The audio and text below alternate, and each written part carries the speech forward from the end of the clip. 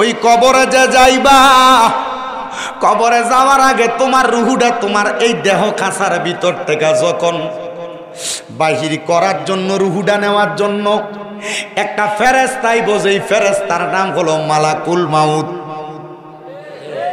কথা কোন?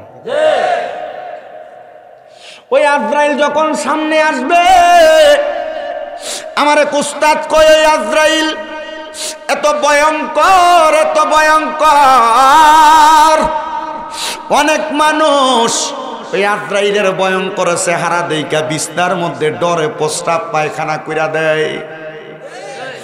অনেক মানুষ মারা যাওয়ার পর মানুষ দেখে জিহ্বায় কামড় দিয়া মারা যায়। কথা কোন ঠিক কিনা? এ বাবা, অনেক মানুষটা দেখা যায় চোখটি উল্টে দেয়, ও মুসলমানের দল। কিন্তু যখন আপনি মারা যান, মারা যাওয়ার পর আর আমারে কইতো না যে শামীম রে যা কইব লাশ। কথা কয় না রে।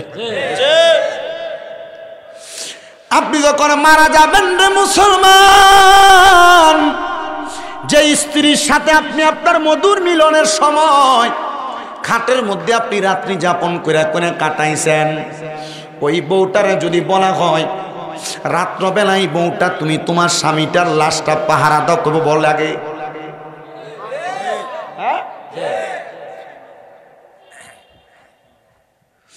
এ সুবিদপুরের মা, তুমি মারা যাওয়ার পরে তোমার আপন ভইনে তোমার লাশ পাহারা দিত না। এ আমার সুবিদপুরের বাবা, তুমি মারা যাওয়ার পর তোমার আপন বউয়ে তোমার লাশ পাহারা দিত না, কইব লাশের লগে থাকতে আমার ডর লাগে।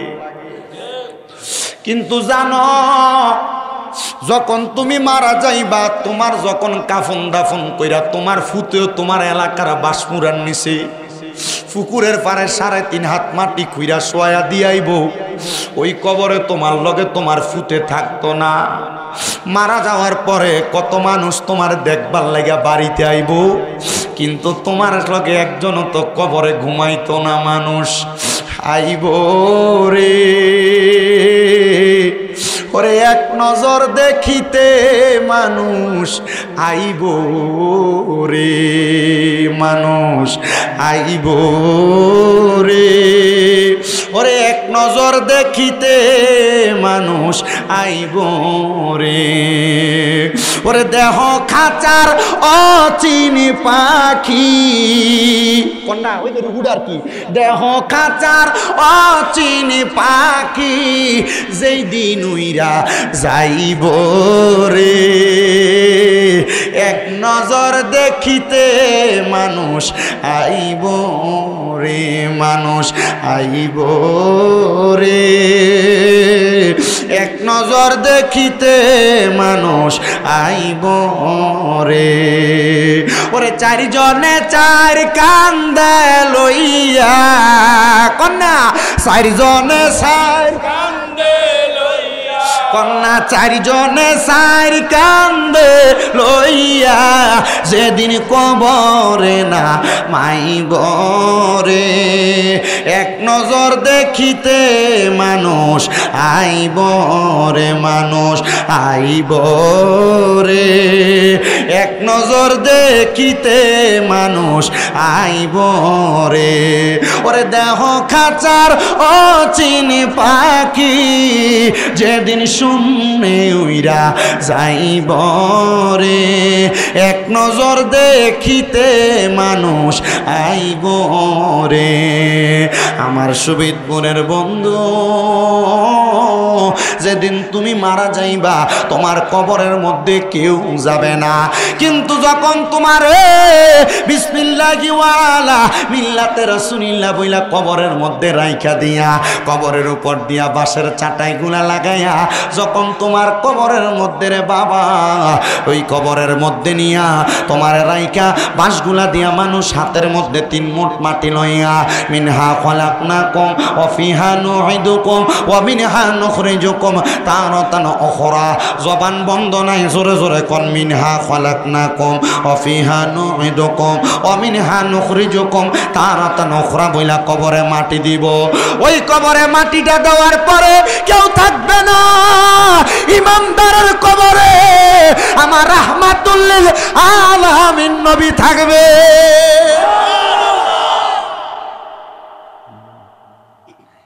নবী থাকবনি আর কবর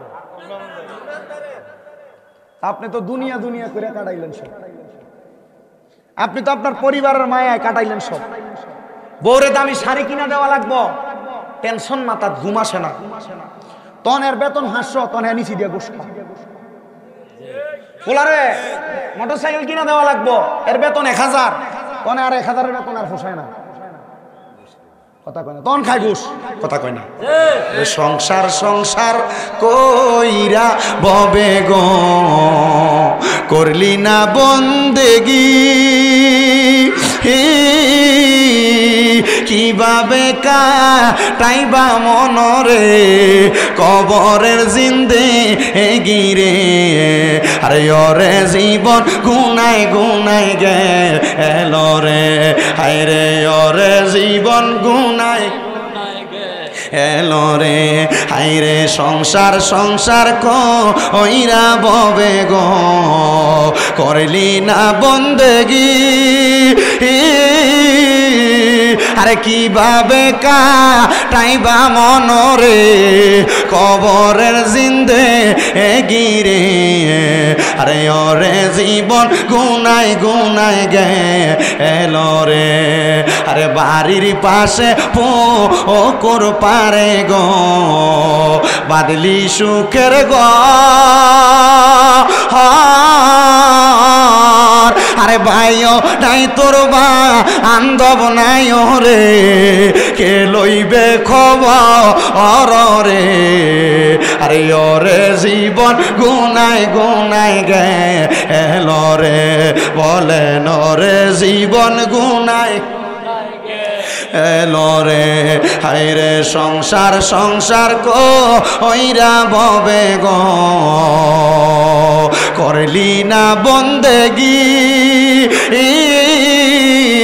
আরে কিভাবে কাটাইবা মনরে কবরের জিন্দে গিরে আরে ওরে জীবন গুনাই গুনাই গেল রে আরে পড়বি পড়বি বলের যুবক নামাজটা পড়লি না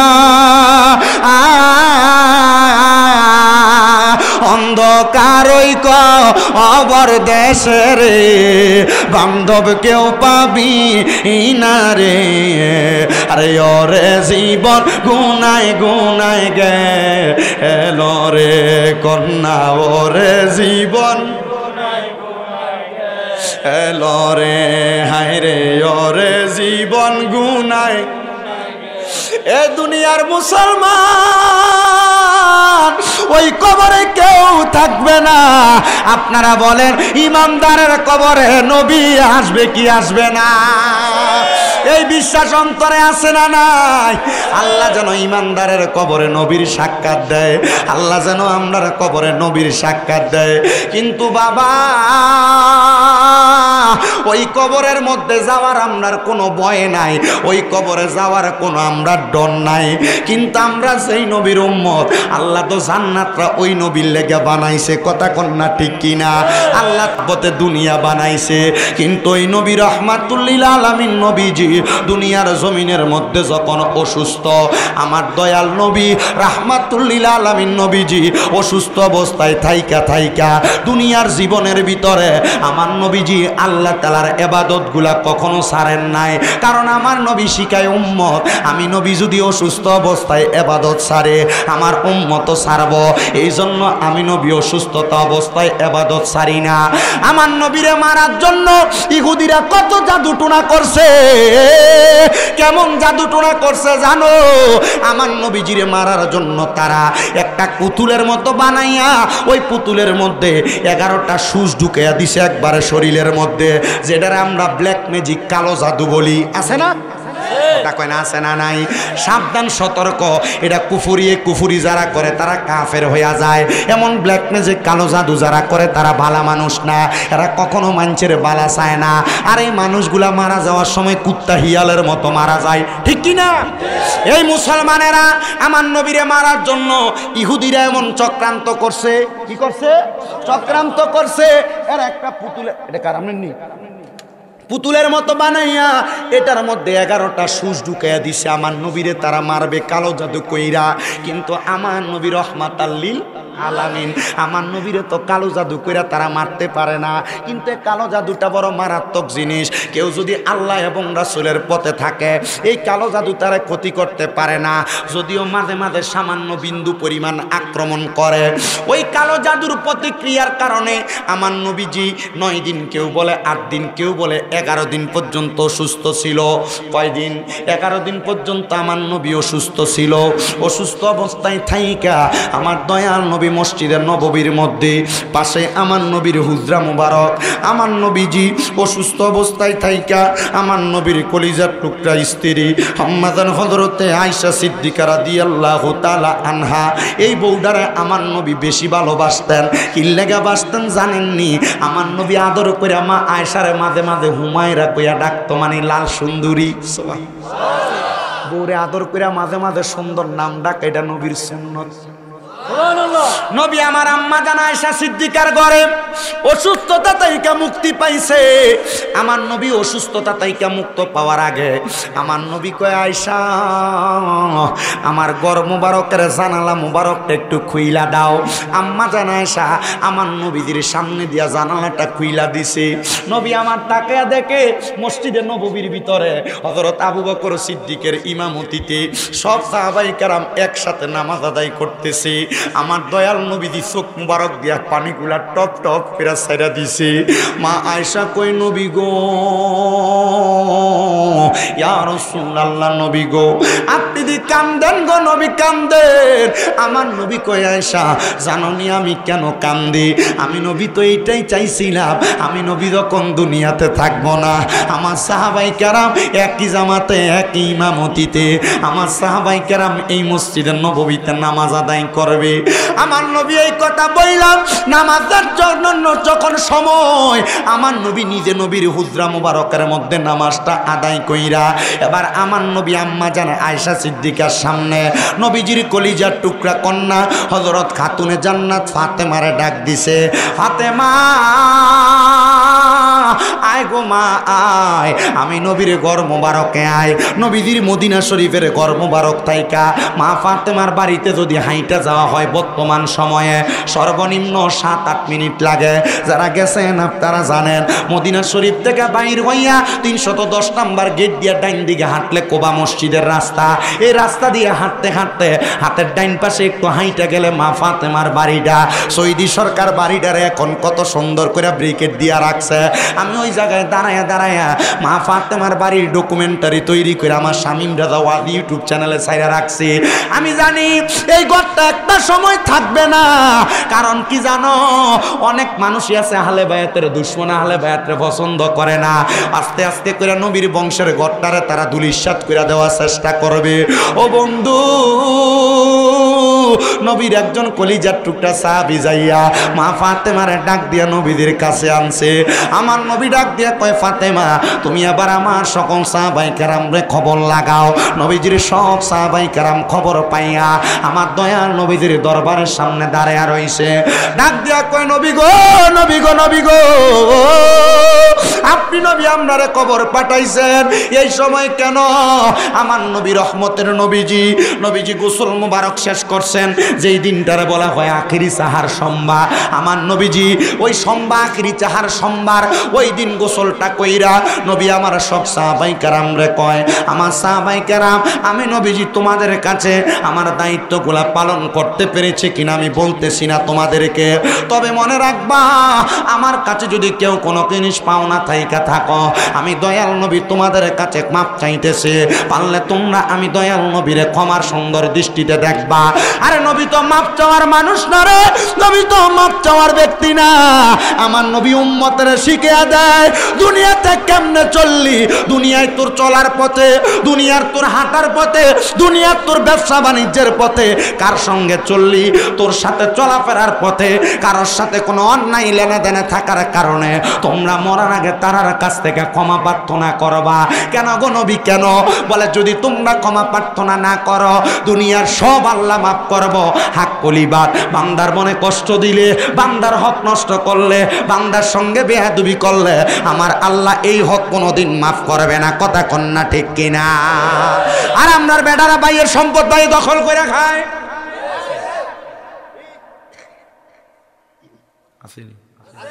আমরার বেটারা মা বাপ মারা দেওয়ার পর বইনের সম্পদ বুঝে দেয় না।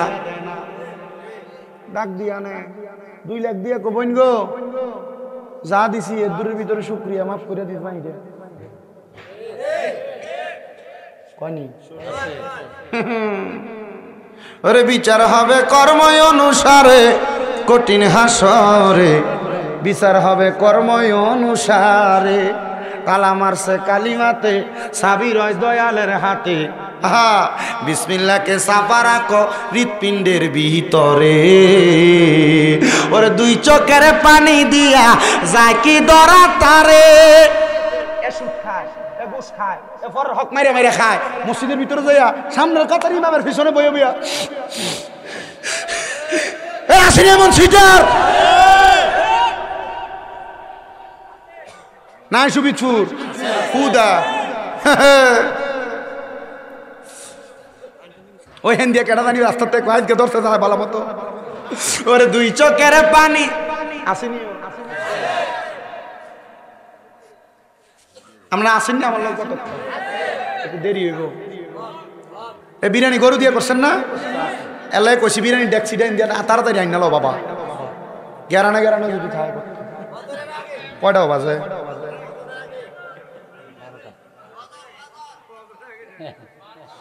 ও মা গো। আচ্ছা যতক্ষণ এসে বাবু আমি আমার ওয়াজ কারণে তারা টিয়ে দিয়ে আনছে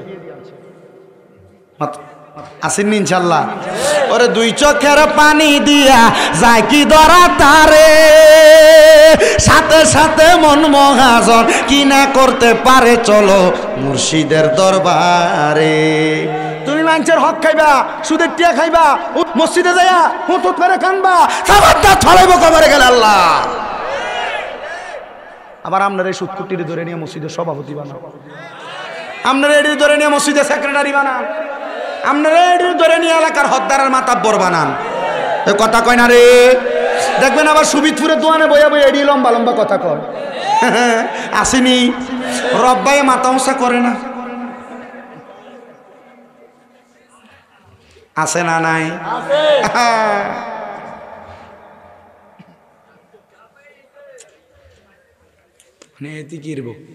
চিন্তা করছে না যে আপনি 2 ভাই অসুবিধা নেই কোনো কইলে আমি শেষ করি এলাম।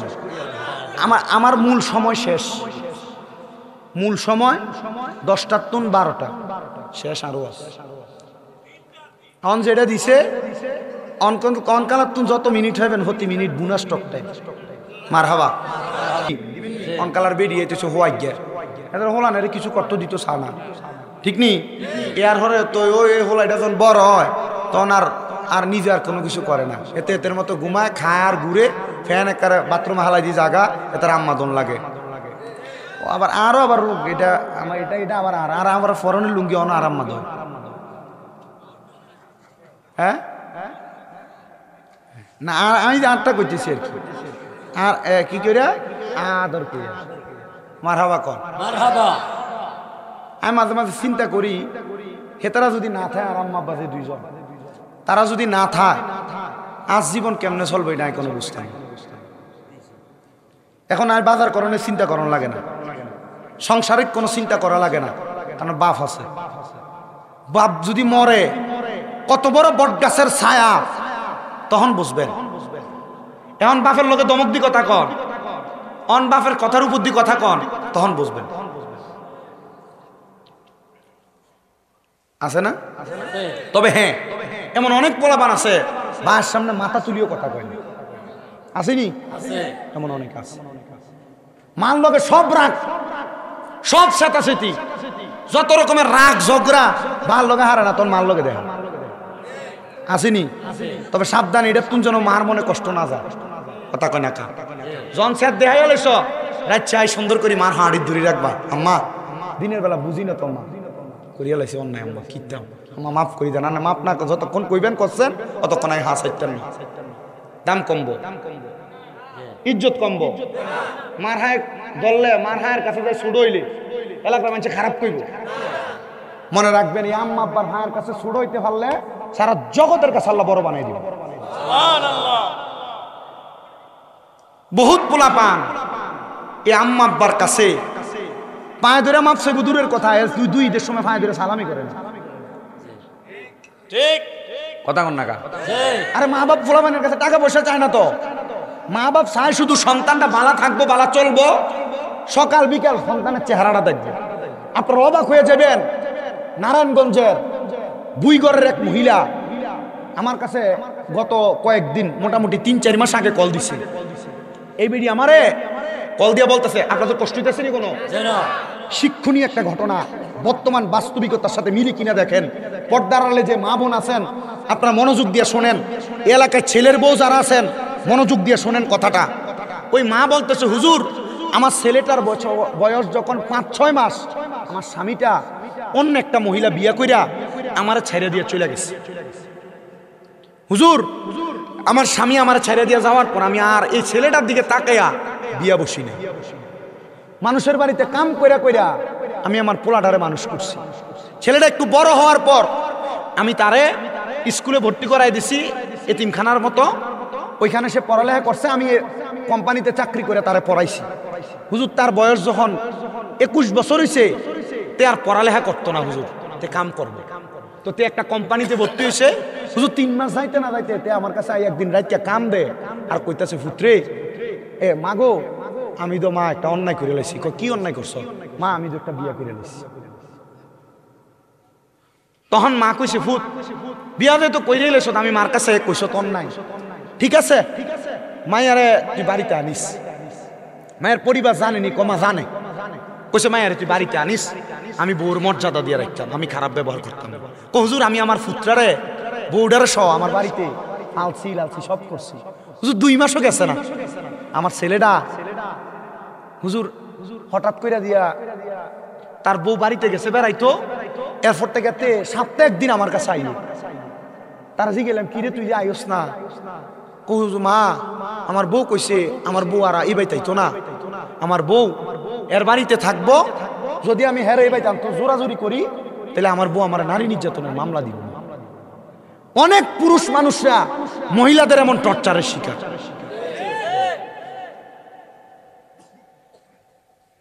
কথা কন হুজুর এক সপ্তাহ আসতো হুজুর, কয়েকদিন পরে এই ফুলাটা আর বাড়িতে আইয়া না হুজুর। আমি তার একদিন বাজারে দেখা আমি তার পিছন দিয়ে ডাক দিছি ফুতরে, তে আমার দিকে চাইছে হুজুর, তার ফুতে বউটা তার সামনে আসিল, পিছন দিকে ফিরা চোখটা গোরান দনে হুজুর, তে আমার দিকে না চাইয়া তার বউর লোকে চলে গেছে হুজুর। হুজুর একটু পরে তে বাড়িতে আমার ফাঁয়ে ধরে কান্তাছে, মা আমার বউ আমার এরপরে কইছে যদি আমি আপনার কাছেও আই তাহলে আমার বউ আমার মামলাটা দিয়েই দিব।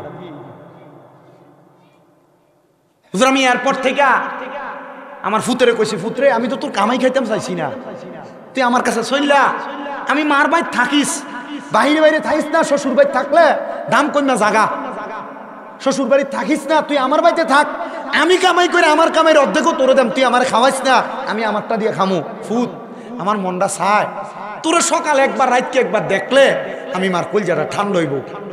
ওই মহিলাটা কান্না কইরা দিছে। আমি কইলাম আসলে তো একটা মা বাপ সন্তানের কাছে এর থেকে বেশি কিছু চায় না, কি করবে এতার আর কষ্ট দিবে। বউ আপনি কামের থেকে আনার পরে 2 একটা কথা কানে কানে কইছে আর আপনি যে বাপ মারে ধমক দিয়ে লাইছে, এই জীবনটা দিয়ে কোনো লাভ নাই, এই জীবনটা দিয়ে কোনো লাভ নাই। আপনার বউ মরিয়া গেলে আপনার বউ পাইবেন, কিন্তু এই মা বাপের মতো রত্নটা যদি মরিয়া যায় আর পাইতেন না, আর পাইবেন না আপনি কোথাও কোনো। আপনার কাছে ওয়াজ কষ্টের মনে হইতেছে, হাসির মনে হইতেছে, আপনার কাছে অবাস্তব মনে হইতেছে। আপনারা যারা এখানে বিয়া করেন নাই যুবক ভাইয়েরা, আপনার কাছে এটা একবার হাসি তামাশার কথা মনে হইতেছে। কিন্তু আপনি তাকে দেখেন, এই বাংলাদেশের প্রত্যেকটা পরিবারের প্রত্যেকটা গ্রামে গ্রামে বেশিরভাগ ছেলের বউদের টর্চারের শিকার হয়ে বহুত ছেলেরা মা বাবার সাথে অন্যায় আচরণ করে।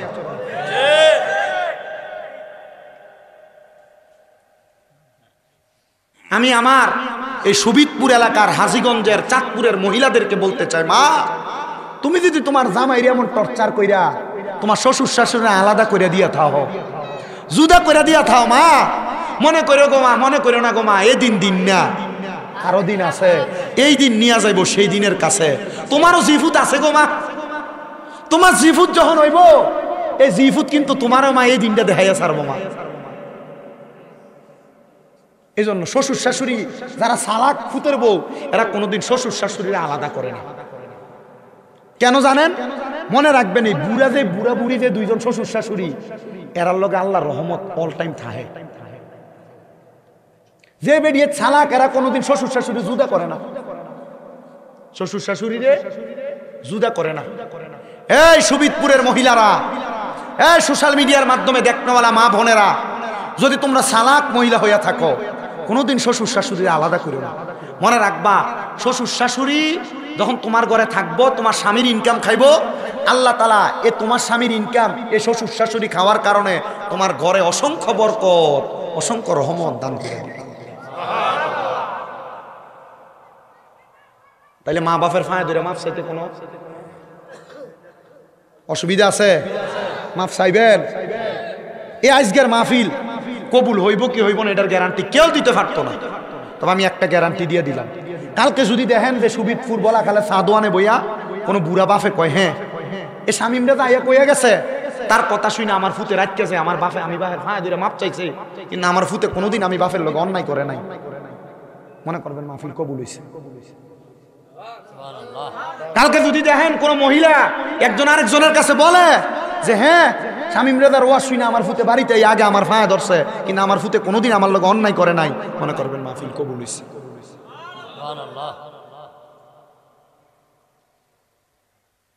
আপনার কষ্ট হইতেছে? মাপ চাওয়ার দরকার আছে না?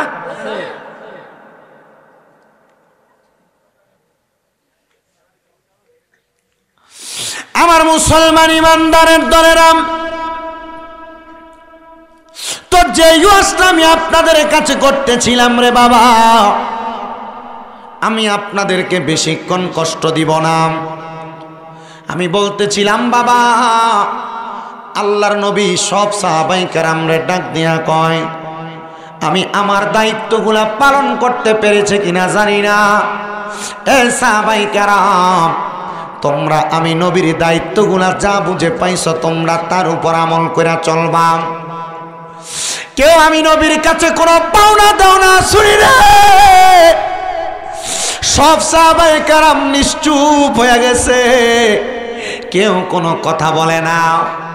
এমন টাইমে পেছন থেকে আব্দুল্লাহ ইবনে ওয়াক্কাস নামক একজন সাহাবী হাতটা তুলে কই, নবী আমার একটু পাওনা দেও না, আপনার লগে আছে। কারে দিছেন? আমারে দিছেন, ঠিক আছে। আমার বাবা ভাইরা বন্ধুরা রে, গভীর মনোযোগ দিয়া শুনবা। আমার দয়াল নবী ডাক দিয়া কই, কেউ কোনো পাওনা দেওনা যদি থাকো হাত বাড়াও। আব্দুল্লাহ ইবনে ওয়াক্কাস হাতটা বাড়ায় কই, নবী গো আমার পাওনা দেওনা আছে বলে জায়গা করে দাও, সামনে আসো। আব্দুল্লাহ ইবনে ওয়াক্কাস নবীর সামনে ডাক দিয়া কই, নবী গো আমার পাওনা দেওনা। আমার নবী কয়, কি তুমি পাওনা? আমার দৃষ্টি গোচরে নাই বলো। আমার দয়াল নবী রাহমাতুল লিল আলামিন নবীজি রে, আব্দুল্লাহ ইবনে ওয়াক্কাস কয়, নবী গো আপনি একদিন যুদ্ধ করতেছিলেন, আপনি চাবুক ঘুরাইতে ঘুরাইতে আপনার একটা চাবুকের আঘাত আমার পিঠের মধ্যে লাগছে। ও নবী গো আমার এখন শখ, আপনি দুনিয়া থেকে বিদায় নেওয়ার আগে ওই চাবুকের আঘাতটা আমি আপনার পিঠের মধ্যে দিতাম। আবু বকর সিদ্দিক একটা চিৎকার মারছে, হে আব্দুল্লাহ ইবনে ওয়াক্কাস রে, আমার পিঠটা আমি কাপড় উঠিয়া দিছি, তোর যতটা বাড়ি দিতে মন চায় আমার পিঠে লাগাইয়া দে, তবু আমার দয়াল নবীরে এই কথা বলিস না রে। হযরত ওসমান জিন নুরাইন কয়, আমার যত সম্পদ আছে সব সম্পদ আমি তোরে হাওলা করে দিলাম, তবু আমার নবীরে অসুস্থ অবস্থায় পিঠের মধ্যে আঘাত করার কথা বলিস না। হযরত ওমর রাগান্বিত হয়ে গেছে, তরবারি বাহির করে ফেলছে। ওয়াক্কাস একটা কদম সামনে আগাইবা না, আমার নবীজি অনেকদিন পর্যন্ত অসুস্থ, নবীজির পিঠ মুবারকে বুঝি তুমি আঘাত করবা, তুমি যদি আরেক কদম সামনে আগাও আমি আমার তরবারি দিয়া তোমার ঘাট থেকে গর্দান আলাদা করে দিব, তোমার কল্লা আলাদা করে দিব। ওয়াক্কাস কোনো কথা কয় না। আমার নবী ডাক দিয়ে কয়, ওয়াক্কাস আমার সামনে আসো। আব্দুল্লাহ ইবনে ওয়াক্কাস আমার নবীর সামনে, সাহাবায়ে কেরামের মাঝে কান্নার একটা রুল পড়ে গেছে। সাহাবায়ে কেরাম কান্দে আর ডাক দিয়া কয়, ও মায়ার নবী, আব্দুল্লাহ ইবনে ওয়াক্কাসের মতো এমন একজন সাহাবী আপনি নবীর সাথে এই কর্মযজ্ঞ করতেছে। আমার নবীকে আমি চাই না দুনিয়াতে কারোর আমি নবীর উপর একটা ছোট্ট দামিও থাকুক। আব্দুল্লাহ ইবনে ওয়াক্কাস কয়, নবী গো, নবী গো, নবী গো, আপনারে আমি যেই চাবুক দিয়ে আঘাত করব এই চাবুক তো আমার কাছে নাই, যেই চাবুক দিয়ে আপনি যুদ্ধ করতেন ওই যুদ্ধের চাবুকটা দেন। আমার নবীজি চাবুক হাতে তুইলা দিছে। আব্দুল্লাহ ইবনে ওয়াক্কাস কয়, ইয়া রাসূলুল্লাহ, নবী গো, আমি আপনার পিঠের মধ্যে আঘাত করব।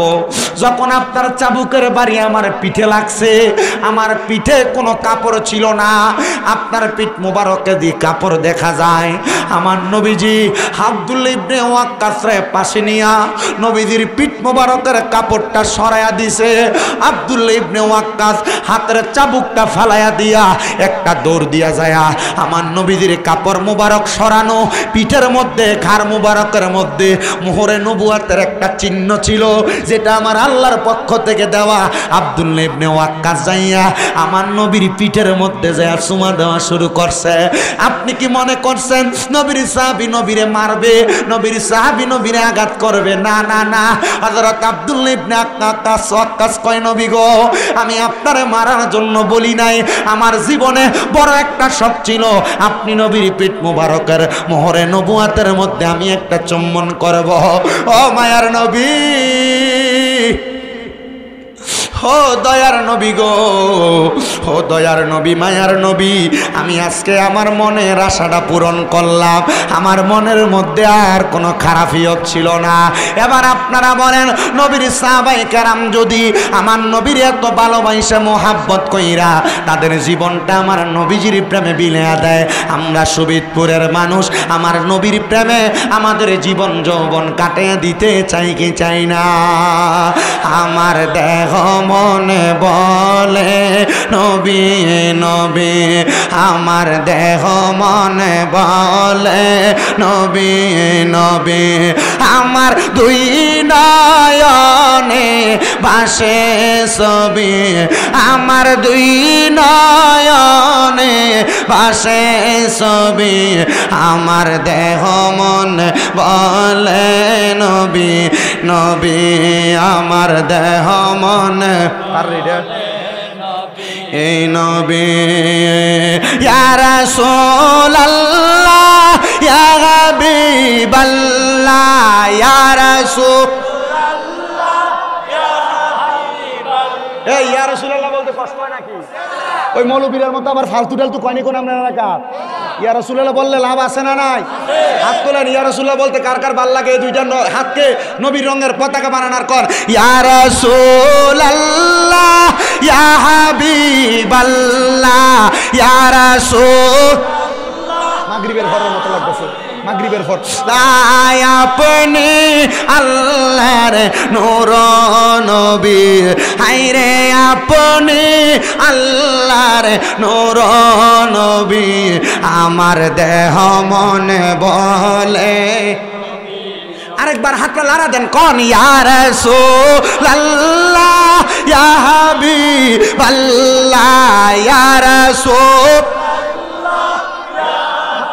বল্লাহ আপনি আল্লাহর নূর নবী আমার দেহ মনে বলে নবী নবী আমার দেহ মনে বলে নবী নবী আমার দুই নয়নে বাসে ছবি আমার দুই নয়নে বাসে ছবি আমার দেহ মনে বলে নবী আমার দেহ মনে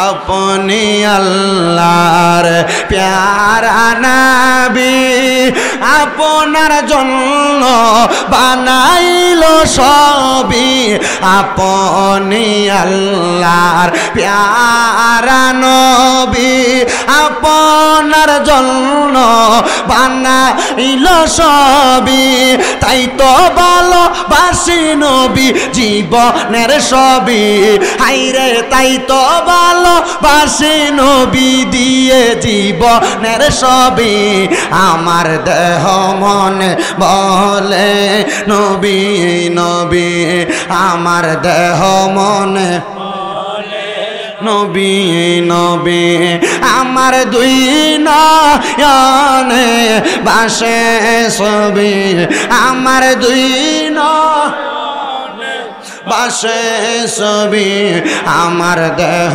মনে বলে নবী হে মুসলমান আমার দয়াল নবীর সাহাবায়ে কেরাম আমার নবীরে এত ভালোবাসত কিন্তু আমার দয়াল নবী একদিন মদিনা থেকে মক্কা থেকে মদিনায় চলে আসছে হিজরত কইরা আসার পরে আমার নবীর একজন সাহাবী ডাক দিয়া কয় ইয়া রাসূলুল্লাহ নবী গো আপনি তো মক্কা থেকে মদিনাতে চলে আসছেন আপনি নবী কি একবার আমারে বলবেন নি আপনি যেদিন মক্কায় যাবেন আপনার সাথী বানায়া আমি সাহাবীরে মক্কায় নিবেন নে আমার নবী কয় সাহাবী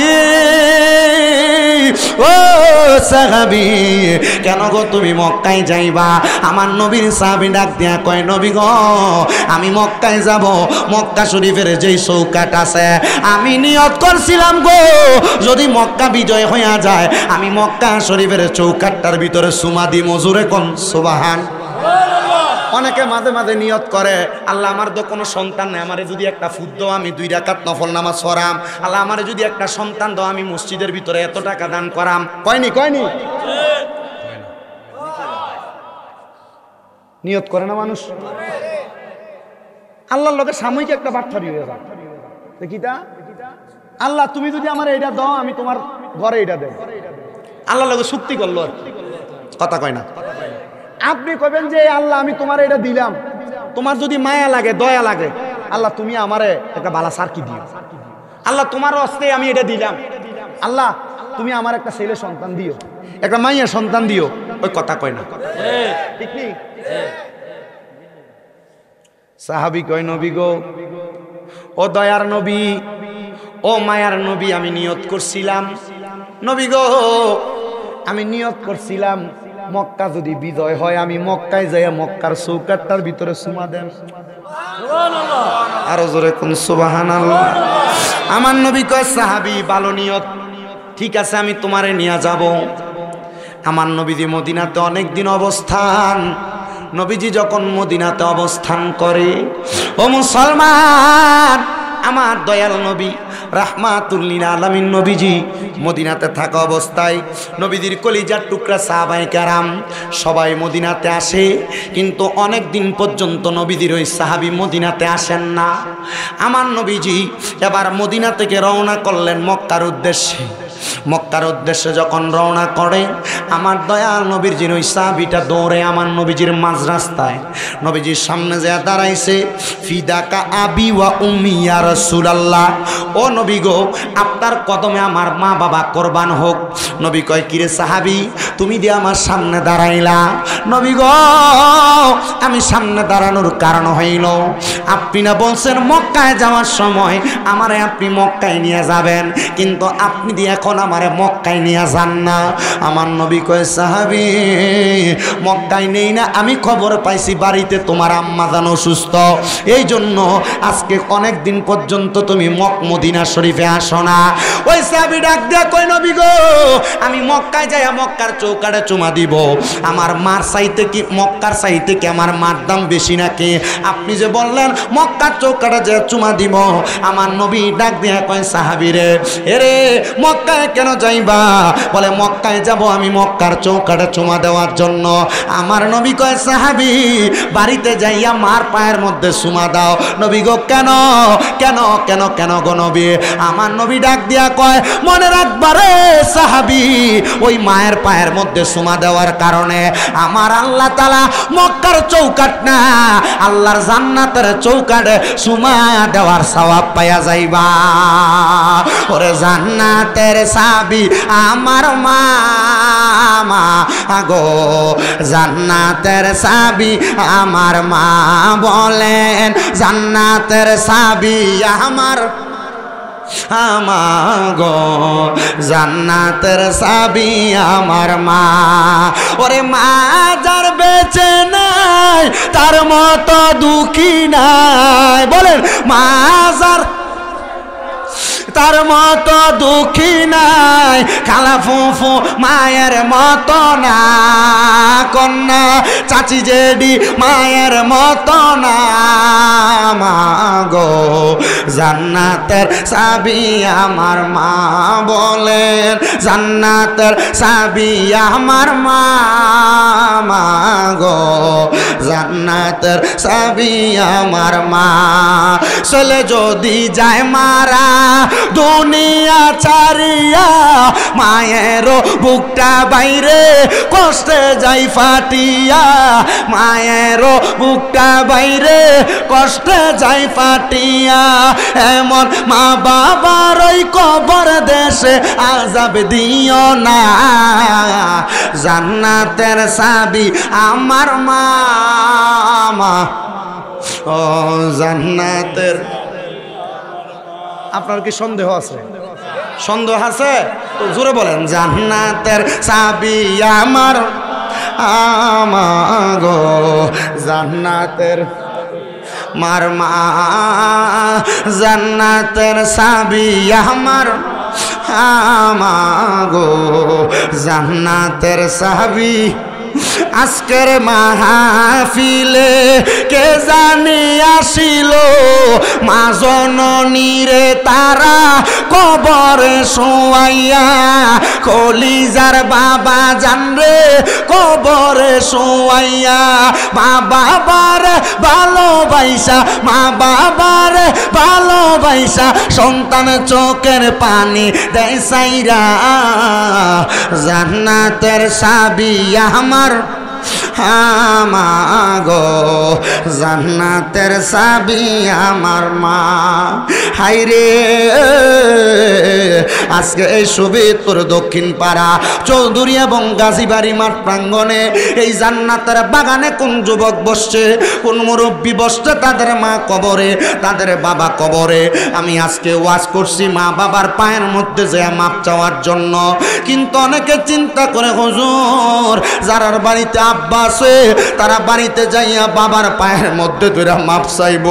হুজুর আমার তো আব্বা নাই, আমি কার পায়ে ধরে মাপ চামো?